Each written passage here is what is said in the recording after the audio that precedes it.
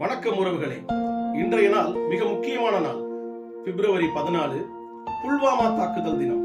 ஒரு கொடூரமான தாக்குதலுக்கு நமது எல்லைச்சாமிகள்ல ஒரு 40 பேரை நாம இழந்த நாள். அதுலயும் குறிப்பா தமிழ்நாட்டை சேர்ந்த சுப்பிரமணியன், சிவச்சந்திரன் அவங்களோட சேர்த்து இன்றைய நாள்ல உயிர் தியாகம் செய்த அந்த 40 தியாகிகளுக்கும் வீர வணக்கம் செலுத்தும் வகையில அன்று நான் கண்டதை இன்று உங்களிடம் பகிர்கிறேன்.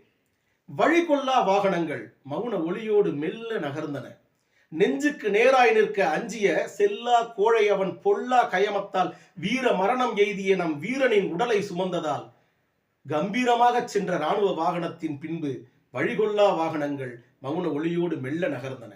அன்று வானம் பொய்த்தாலும் கூட சுட்ட வெயிலில் காத்து நின்ற நம் மக்களின் கண்ணீர் மழையென பெய்தது.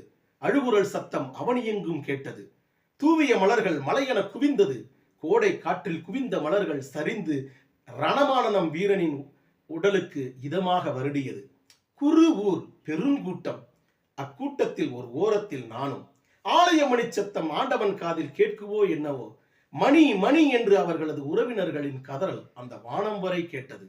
நம்மை காக்க மனை மறந்து தனை ஈந்த நம் மைந்தனின் முகத்தை இறுதியாக பார்த்துவிட இயங்கிய கூட்டம் அன்று மதம் பேசவில்லை, மொழி பேசவில்லை, அரசியல் பேசவில்லை, ஜாதி பேசவில்லை. தொப்புள் கொடி உறவாக கையில் தேசிய கொடி ஏந்தி நின்றது. முட்டிய கண்ணீரோடு முந்திய கூட்டம் அது. சடங்குகள் முடிந்ததும் சுத்த வீரனுக்கு சத்தமான வீர வணக்கத்தோடு இறுதி யாத்திரை சென்றது.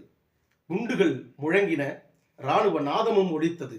நம் மண்ணின் மைந்தனை இம்மண்ணுக்கே கொடுக்கையிலே என் மனதில் ஒன்றே ஒன்று தோன்றியது. வீரனே, சாவிடம் நீ தோற்கவில்லை, உன்னிடம்தான் சாவு தோற்றதென்று. ஜெய்ஹிந்த்.